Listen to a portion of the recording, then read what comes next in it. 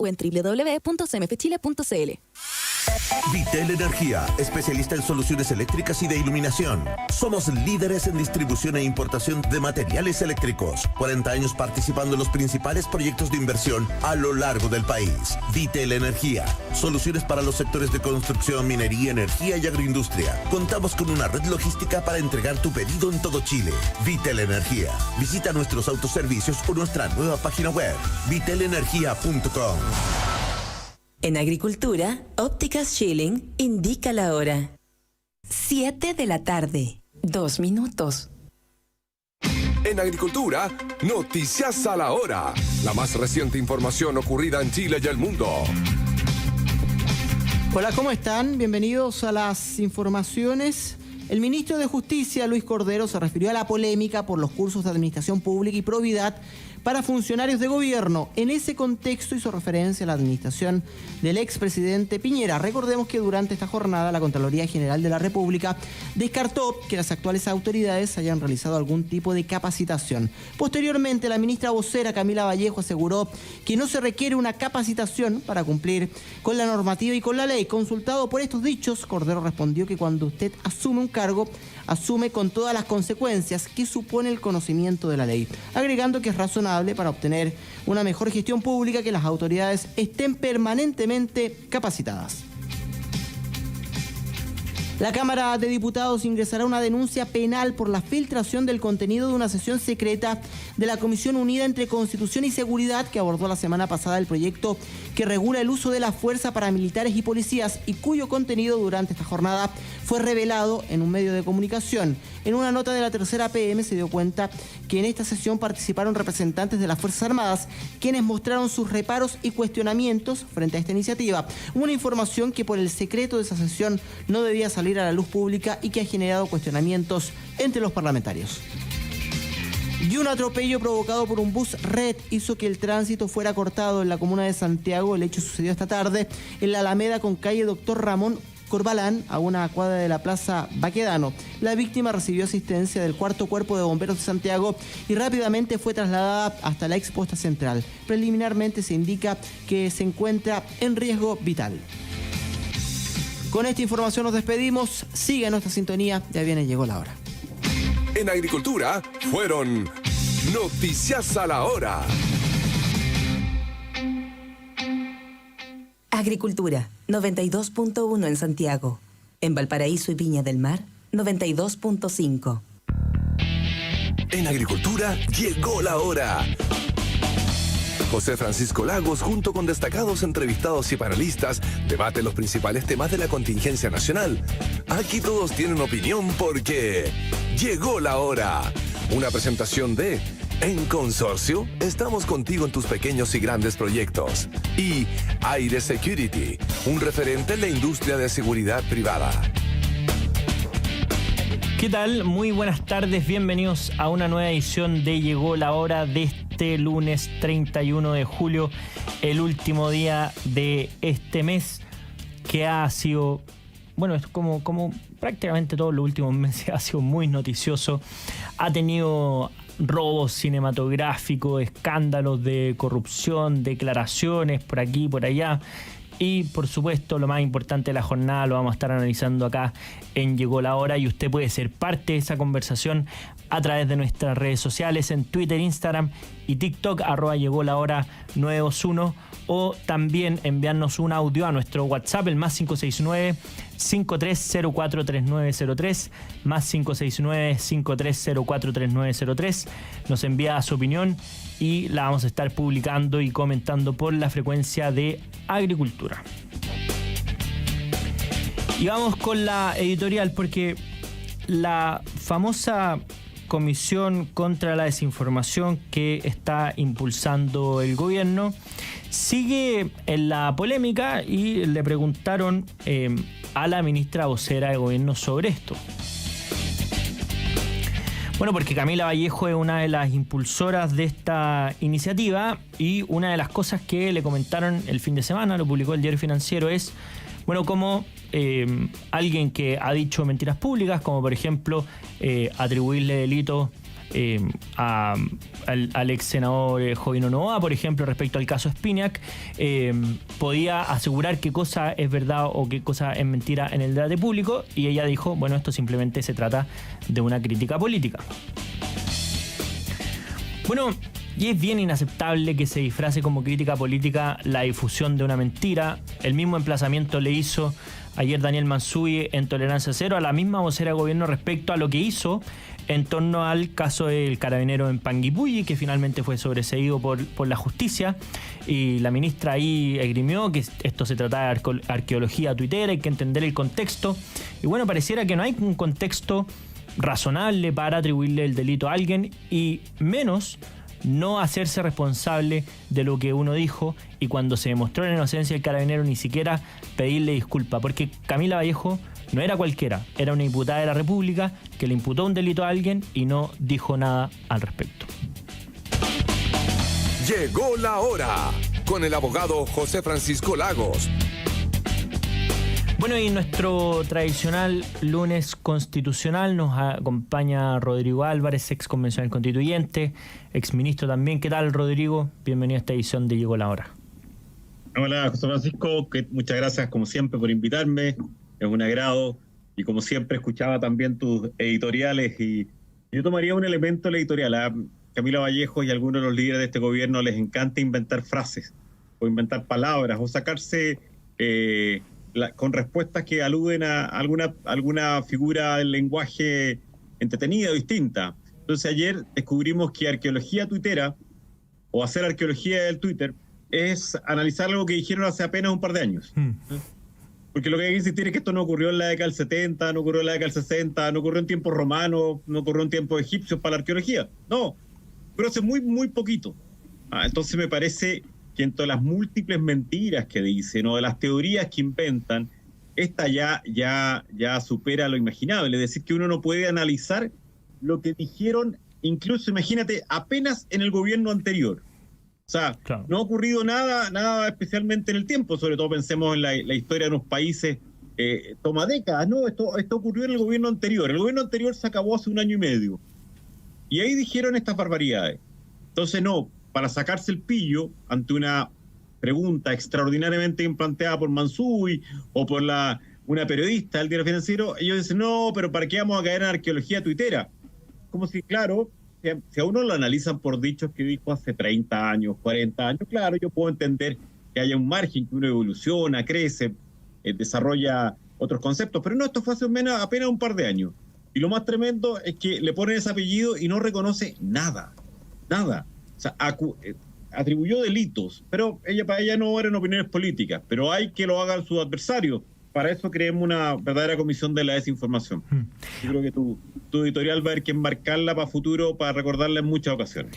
Oye, Rodrigo, y a propósito del tema de fondo, más allá de las declaraciones de Camila Vallejo, que yo creo que obviamente va a quedar pendiente porque no termina de responder la pregunta, más que hacerse un poco la desentendida respecto a lo que dijo hace un par de años nomás.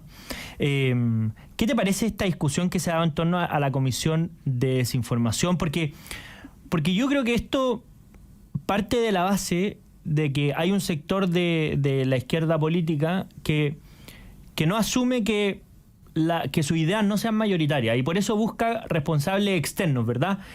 Responsabiliza la fake news, responsabiliza a, no sé, descalifica a los electores, les dice o fachos pobres o desclasados o el calificativo que esté de moda. Es decir, nunca la respuesta es la libertad de las personas que tus ideas no lograron convencerlos, sino que siempre son factores externos. Y a propósito de las noticias falsas, esto viene como anillo al dedo, ¿verdad? Porque ¿Cómo a tu juicio funciona este tipo de comisiones? ¿Son necesarias? ¿No son necesarias? ¿Cuáles son los peligros que despiertan?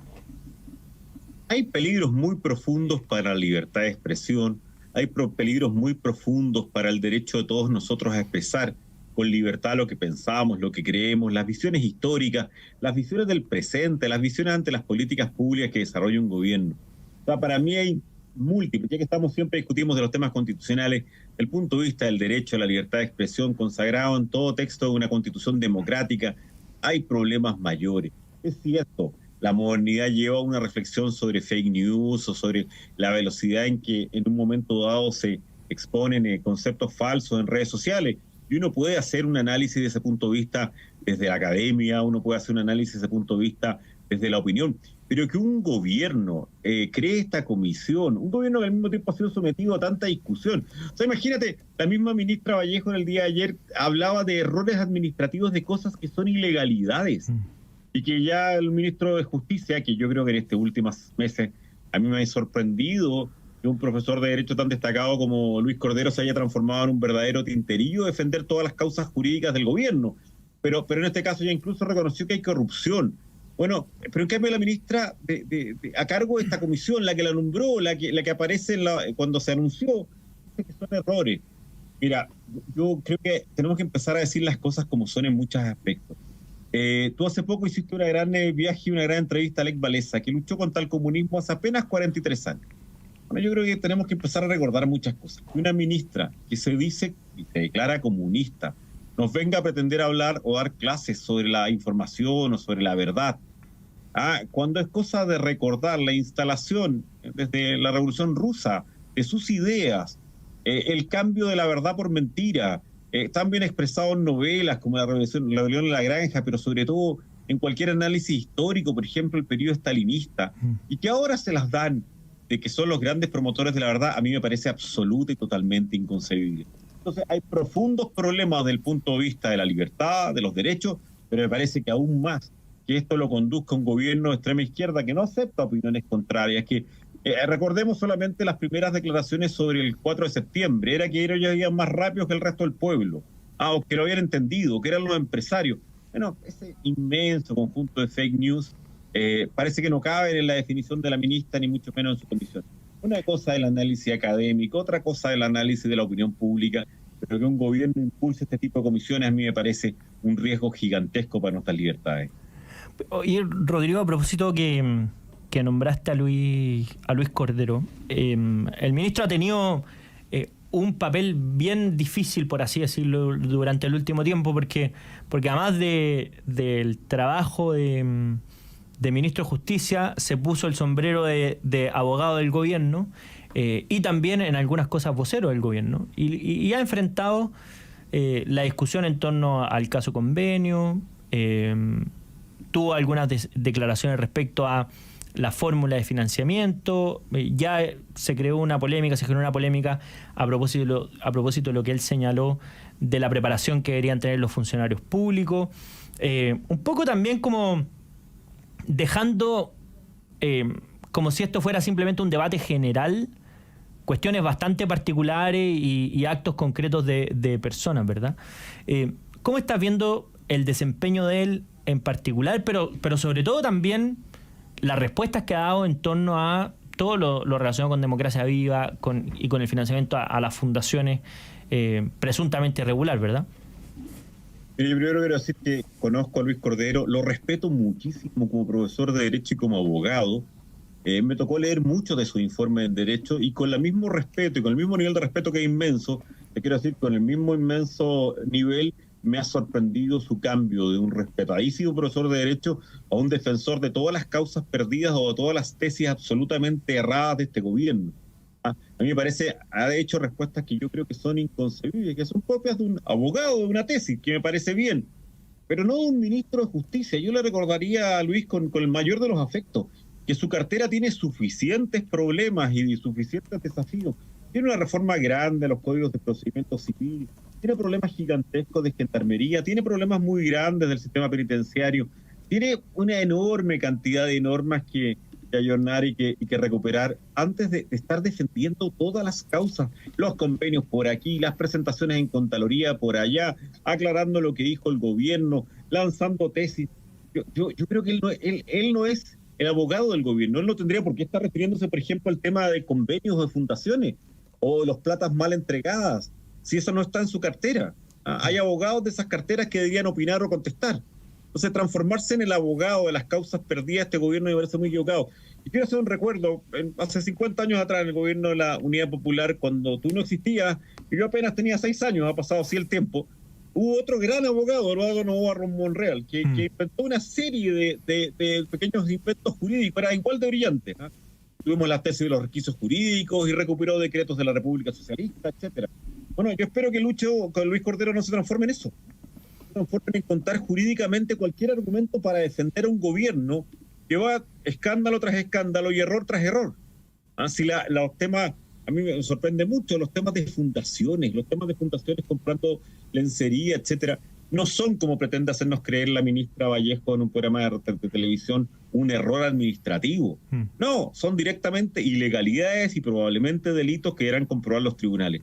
Yo sinceramente le diría a Luis Cordero que se recuerde que él no es el abogado del gobierno. Él es el ministro de Justicia con tareas específicas que debería consagrar su tiempo a ellas. Oye, Rodrigo, y ya que le hemos prometido a nuestros auditores que este es el lunes constitucional, entonces no quisiera dejar de preguntarte sobre ese tema. Están pasando cosas en el Consejo Constitucional. Hubo una presentación del oficialismo frente a la Corte Suprema a propósito de las enmiendas que presentó la oposición y en particular el Partido Republicano. Todo esto parte desde la base o de la presunción que estas enmiendas terminarían afectando las bases que estaban dentro del acuerdo constitucional. ¿Cómo estás viendo ese tema? Sabemos que mañana la Corte se pronuncia respecto a la admisibilidad de este recurso, pero bueno, abre un espacio bien complejo si es que ya esto se empieza a judicializar antes siquiera que se haya abierto el debate en el Consejo mismo. Así es, hay varios temas que están ocurriendo. Está también la discusión sobre, ¿te acuerdas la semana pasada sobre la constitución indígena, los últimos días que no tuvimos la oportunidad de conversar? Están también todo el debate sobre las enmiendas, la búsqueda de acuerdos que se está dando y se dará en las próximas 2 semanas. Para los que nos están escuchando, sepan que en la práctica no se está votando, sino que se está analizando las cerca de 1000 enmiendas. Y todo nos sorprendió hoy día una presentación de 14 de los comisionados de los consejeros de izquierda, acusando un supuesto vicio en varias de las enmiendas presentadas por republicanos por una parte y por Chile Vamos por otra. Para que todos los que nos están escuchando entiendan, son un alegato de procedimiento, así de claro, no es de fondo, pero el procedimiento diciendo que ellos no podrían haber presentado el reordenamiento y nuevos capítulos. Algunos capítulos muy queridos por la ciudadanía, un capítulo de defensa específico, un capítulo de seguridad ciudadana específico, y normas de esa línea, y donde ellos sostendrían, estos 14 consejeros, que la estructura formal determinada por la comisión de expertos no podría ser alterada. Podrían ser alterados normas, podrían ser votados a favor o en contra artículos, pero no títulos. A mí me parece bastante formalista el argumento. Probablemente la Corte Suprema lo primero que tendrá que analizar es si le corresponde a ella esta titularidad del artículo 156 o si esto es una materia propia del Comité de Admisibilidad, que tú recordarás es la institución que ha estado hoy latente, esperando que le toque algún trabajo, esa comisión de admisibilidad que se creó al mismo tiempo que la comisión de expertos. Veremos lo que dice mañana la Corte Suprema, pero para que los chilenos entiendan lo que está en discusión en esta etapa, y yo creo que en alguna medida es el intento de algunos sectores de izquierda, no de todos, pero algunos, de ir creando como pistas de que el procedimiento no está bien llevado, de que ha habido excesos, cuando circunstancias yo creo que no los hay, y acá lo que se discute es si podía haber enmiendas sobre títulos de capítulos, sobre estructuras de capítulos, para que los chilenos, por los que no están escuchando, lo entiendan. La discusión es, ¿puede haber un título de capítulo distinto a aquellos que estuvo en la Comisión Express? Creo que la evidencia, la tenemos que esperar lo que diga la Corte Suprema, pero a mi modo de ver es un tema bastante menor, y sobre todo antes entendía la importancia de los consejeros, que yo creo que acá están reflejando lo que muchos ciudadanos quieren. Yo creo que tú recordarás que los temas de la existencia de un capítulo sobre seguridad ciudadana, la existencia de temas sobre defensa nacional, fueron parte de los debates en la candidatura de los consejeros que llevaron al resultado del día 7 de mayo.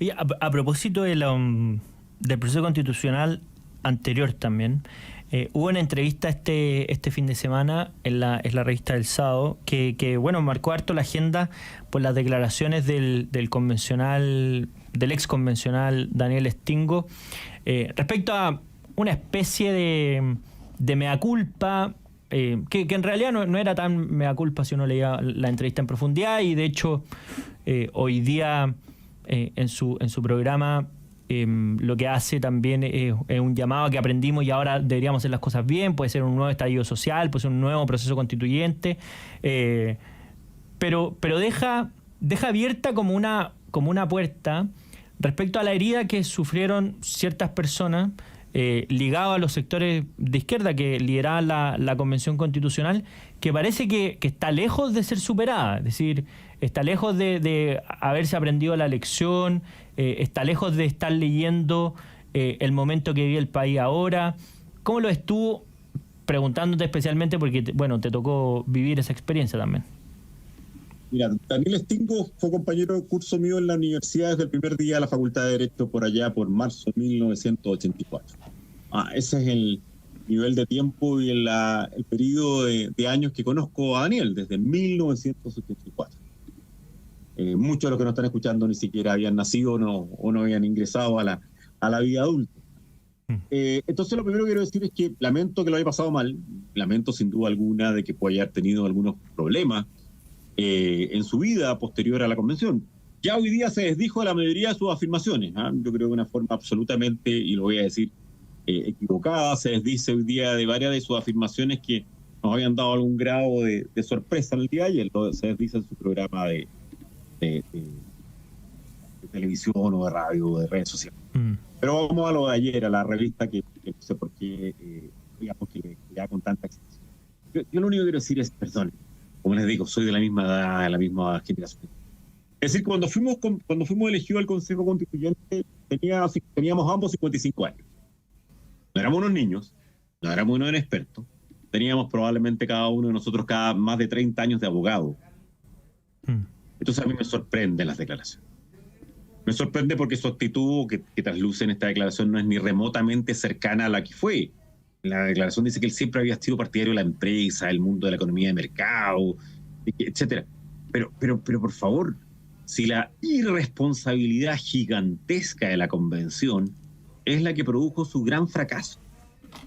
Si yo creo que Daniel, cuando lo recordamos esa noche de ese triunfo que los embriagó, decían, mira, nosotros vamos a ponerlo de acuerdo y los demás deberán sumarse. Tú dices, no, fue una mala declaración, no quisieron decirlo, pero después recapacitaron. No, durante todo el año de la convención. Los últimos 3 días que hicieron discurso, la gran mayoría de ellos reivindicaban todo lo que había sido su actitud en la convención.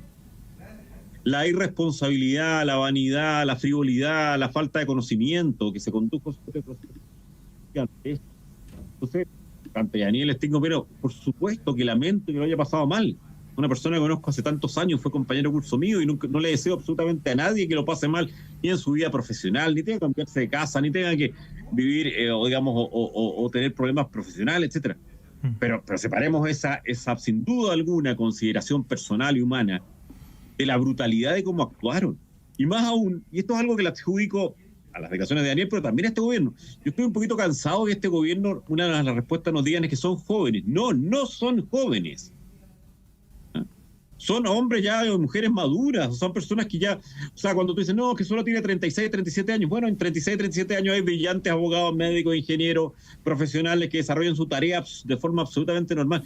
No aceptemos la tesis de que son jóvenes e inexpertos, y por tanto tampoco aceptemos la tesis de Daniel de que hoy día expresaba que fuimos inexpertos, quizás lo haríamos mejor. Hoy día en el programa le dijo, bueno, quizás con otro estallido social, con un poquito menos de violencia, agregó. Pero por Dios, o sea, cuando uno tiene 55 años está más cerca del fin de su vida profesional o de la plenitud absoluta de su experiencia. Y muchos dijimos lo que estaba pasando en esa convención. Entonces, a mí me parece bastante insólito y te quiero recordar algo, sobre todo en comparación con esto. A mí me sorprende y me sigue sorprendiendo día a día la falta de autocrítica de muchos convencionales. El artículo de Jaime Baza el otro día, pero por Dios, si tuviéramos un año... yo recuerdo la popularidad que tenía la Convención Constitucional al inicio, la votación que sacaron. Podían haberlo hecho bien, porque nosotros éramos una minoría que no contaba mucho. No, lo hicieron pésimo. Y nunca tantos chilenos, y no voy a cansar de decir esta frase, nunca tantos chilenos se pusieron de acuerdo en algo. Nunca en la historia de Chile, en toda nuestra historia, tantos chilenos se pusieron de acuerdo en decir algo. No a ese proyecto de constitución de septiembre, en el cual Daniel Stingo tuvo un liderazgo que era absolutamente equivocado para Chile, para su historia y para su... Bueno, y ahí también la reflexión importante es que preguntarse si es que en las mismas circunstancias, después de todo lo que ha pasado, esas mismas personas actuarían verdaderamente distinto y no simplemente lo ven como una posibilidad perdida, porque finalmente lo que más se cuestionó no fue simplemente que no se llegara a acuerdo o no que no hubiera diálogo, que obviamente era mejor que hubiera habido, pero sino que le ofrecieron un mal proyecto a los chilenos y por eso es lo más rechazado a lo largo de la historia de nuestro país. Te digo algo que yo creo que es bien importante, José Francisco, siempre recordara. La versión rechazada por fallida, por despedida, por radical en septiembre era incluso la versión moderada. Si hubo muchas locuras que alcanzaron 95, 96 votos, 97 votos, pero no alcanzaron los 103 que era necesario para que una norma fuera incluida en el proyecto del 4 de septiembre. Pero esto era aún más desbordado. Y por eso, en esta verdadera montaña rusa que se ha transformado la política chilena, recordemos que hace 2 años atrás la lista que había tenido un tremendo éxito electoral era la lista del pueblo. Y eran sectores independientes de izquierda, ninguno de los cuales fue elegido el 7 de mayo.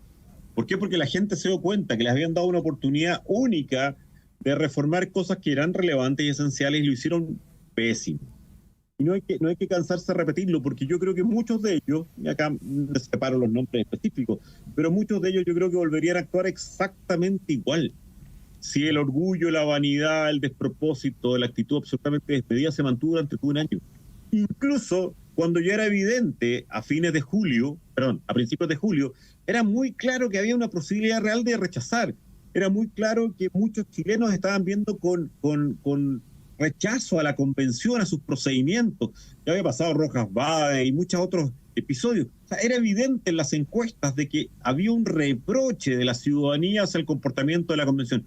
Y aún así, muchos de ellos, en esos discursos finales, que yo creo que son una pieza para recordar, insistían en que éramos la institución más importante de la historia de Chile, que habíamos hecho un trabajo de... ¿Tú te has dado cuenta de la cantidad de gente que dice que el proyecto de septiembre fue aplaudido a nivel internacional? Yo conozco, y tú lo sabes bien, un montón de profesores de Derecho en el mundo, y todavía no encuentro ninguno que me diga que el proyecto de septiembre era una maravilla desde el punto de vista constitucional. No lo era, un proyecto desmedido, radical, equivocado para los intereses de Chile.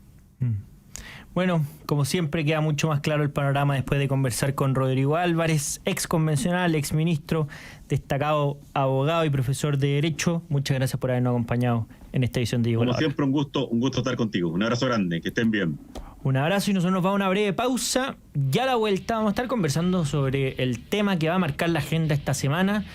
Hay pacto fiscal, no hay pacto fiscal. Se acaba de anunciar que mañana se va a presentar este pacto, pero vamos a conversar con uno de los senadores de la Comisión de Hacienda.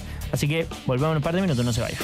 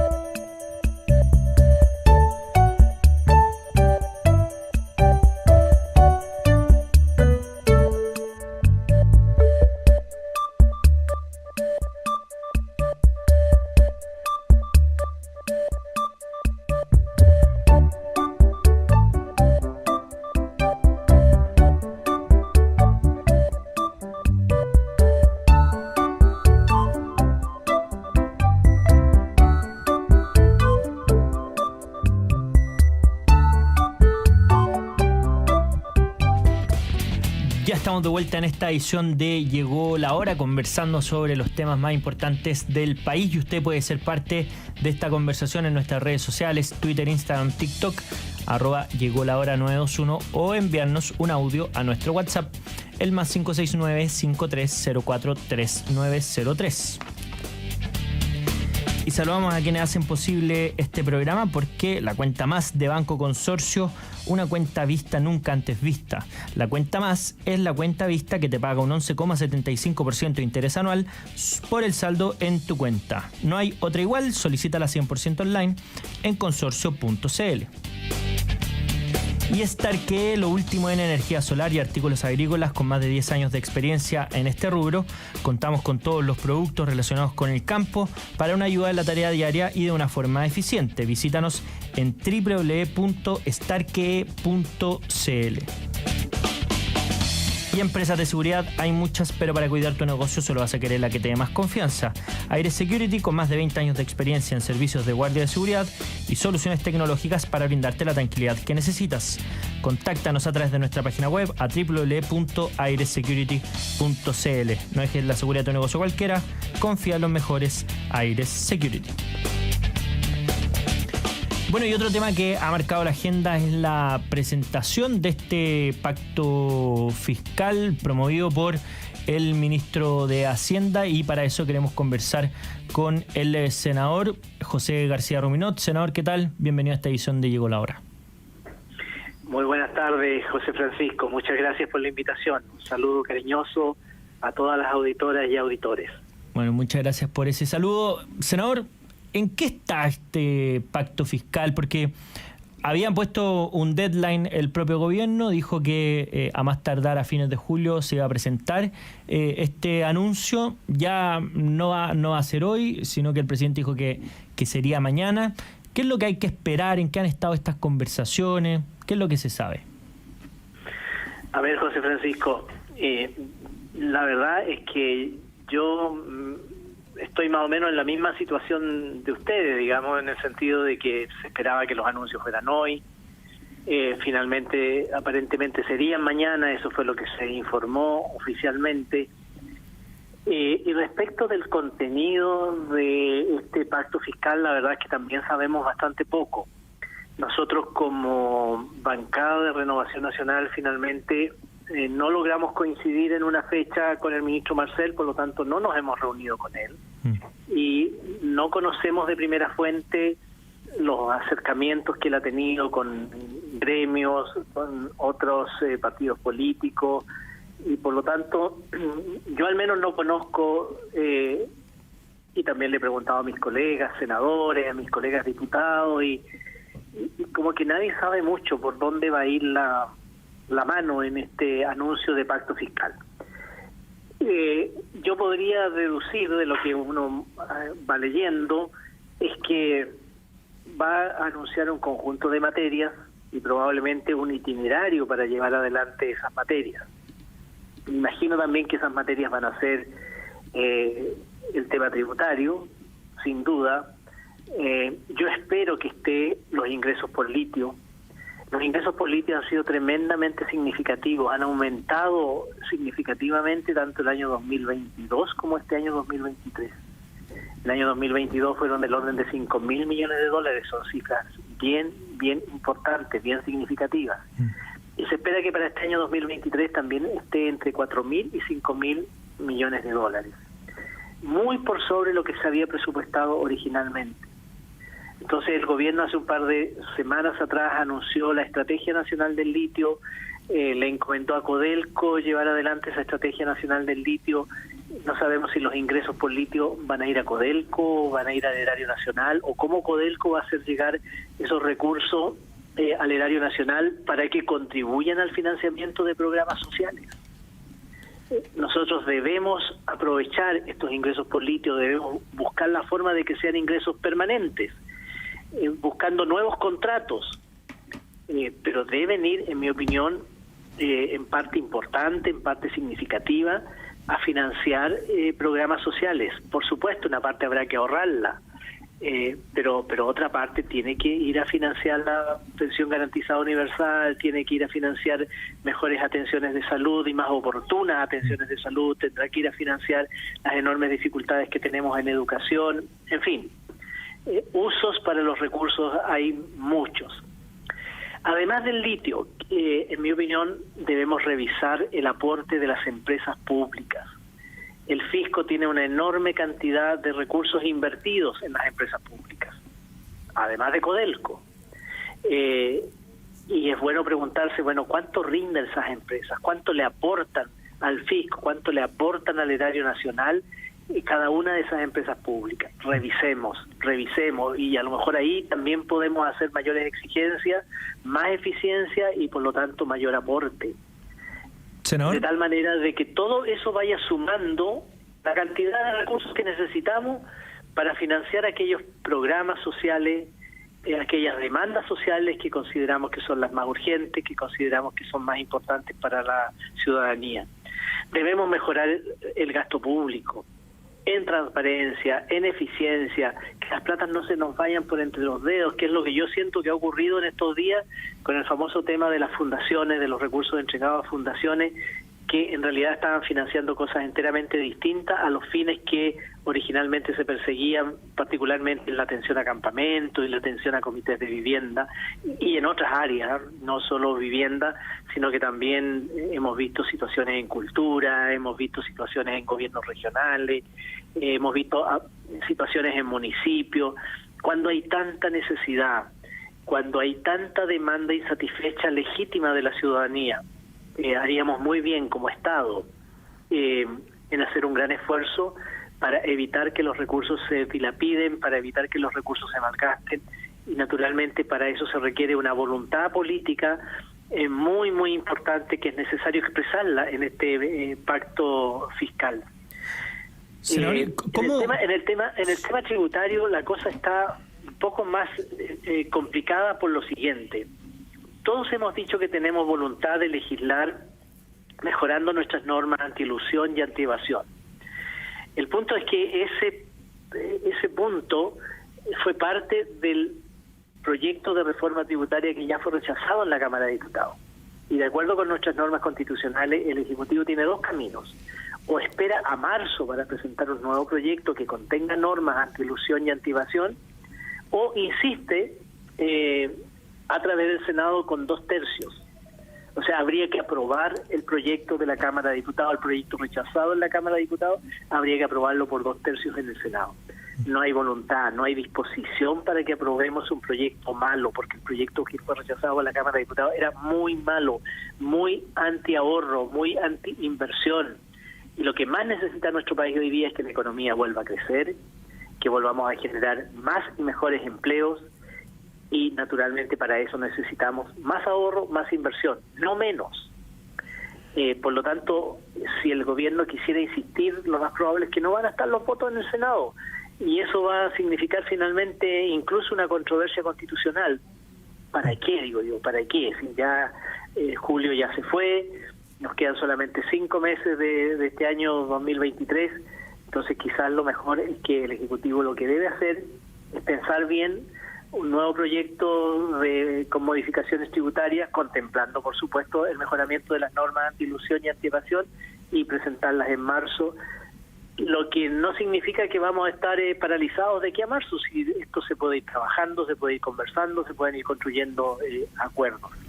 Así que sí, yo creo que hay que esperar lo que vayan a anunciar mañana. ¿Y cómo van a influir la contingencia en esta discusión del pacto fiscal? Porque a propósito de Codelco vemos que claro, las utilidades no han sido importantes para el Estado, se cuestiona si sigue siendo el sueldo de Chile o no. Por otro lado, lo que ha pasado en materia de fundaciones, y se cuestiona todo el énfasis que se le da al mal gasto fiscal, y que obviamente no hay una correlación entre la exigencia que hace el Estado respecto a cómo gasta en relación a lo que le está exigiendo a los contribuyentes. ¿Cómo van a influir ese tipo de cosas en la discusión que se dé después del anuncio de mañana del presidente?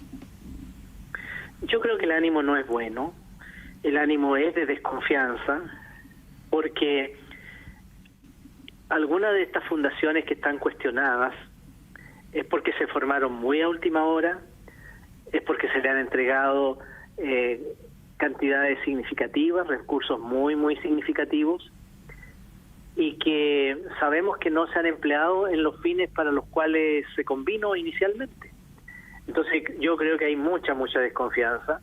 Ahora, también tengo que decirlo, José Francisco, hay muchas fundaciones muy buenas y que cumplen un rol importantísimo en materia de desarrollo social, en materia de ir en ayuda de las familias más vulnerables, de ir en ayuda de las familias que enfrentan distintos tipos de dificultades en el ámbito de la salud, en el ámbito de la vivienda, en el ámbito de la educación, incluso en el ámbito de la cultura, en el ámbito del deporte, en fin. No metamos a todas las instituciones, particularmente aquellas que tienen mucha trayectoria, que han demostrado su seriedad, que han mostrado su responsabilidad, no las metamos a todas en el mismo saco porque creo que cometemos una enorme injusticia en ello. Pero sin duda de que lo que hemos conocido en estos últimos días, y seguimos conociendo porque hoy día se conoció de un Ceremi que le habría entregado el recurso a una entidad que fue su empleador anterior. El propio gobierno está señalando que lo más probable es que ese Ceremi va a tener que dejar su cargo, en fin. Entonces, esto además es una cosa que no termina nunca, o sea, es como realmente la punta del iceberg. Entonces, ¿que eso va a influir? Sí, va a influir. Ahora, si lo que plantea el ministro es algo razonable, si lo que plantea el ministro apunta a lo que queremos, financiar la pensión garantizada universal de manera permanente, que logremos inyectar mayores recursos a un sistema de salud que está teniendo cada vez mayores dificultades y que las listas de espera aumentan cada día, si logramos resolver algunos problemas en educación, de materias que se están, por ejemplo, yo pienso en que hay muchos municipios en que no le están pagando a sus profesores, porque la subvención no les alcanza. Probablemente hay una mezcla de mala gestión, probablemente también hay situaciones como, por ejemplo, el transporte escolar ha subido muchísimo de precio, probablemente también porque han perdido alumnos, tienen menos matrícula y eso hace de que el déficit en materia de educación de cada comuna sea mayor. Pero lo que nosotros tenemos que hacer es buscar soluciones.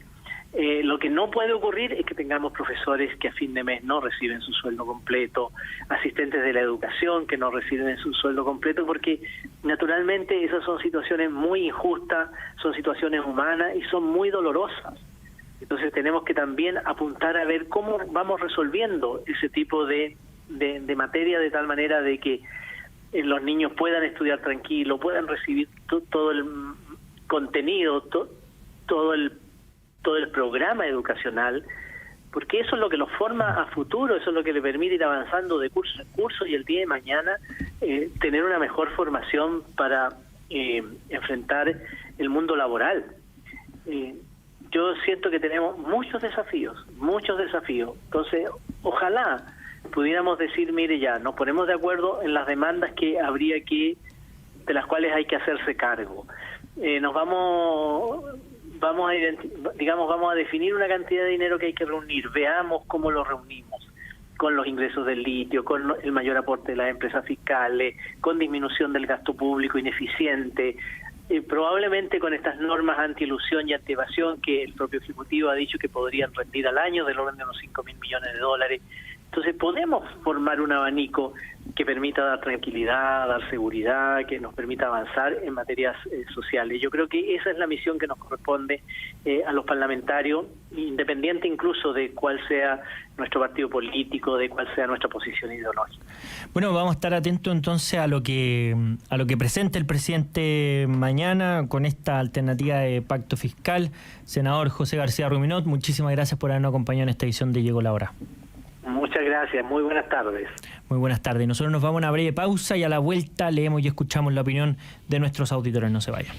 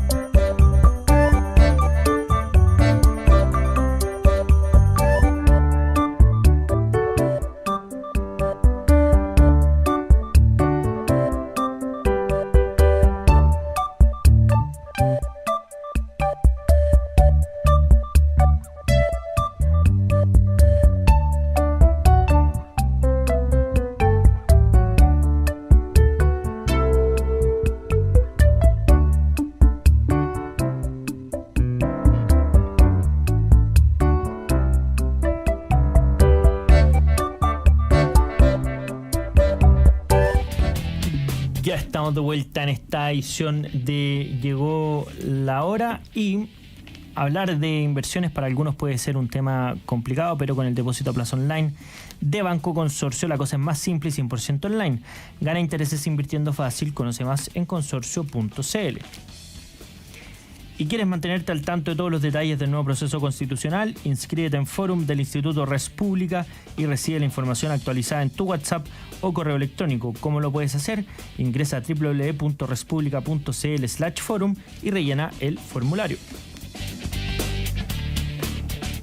Y alcanzamos a leer la opinión de nuestros auditores, porque en nuestra cuenta de Twitter, @llegolahora921, tuvimos nuestra pregunta del día. Tras una reunión con el contralor Jorge Bermúdez, representantes de Chile Vamos reiteraron que existe responsabilidad política en medio del caso Convenios y que el presidente Boric debería pedir la renuncia de todo su gabinete. ¿Crees que sería una medida efectiva? El 81,2% de nuestros auditores dice que es lo que corresponde, y el 18,8% dice que no solucionaría los problemas.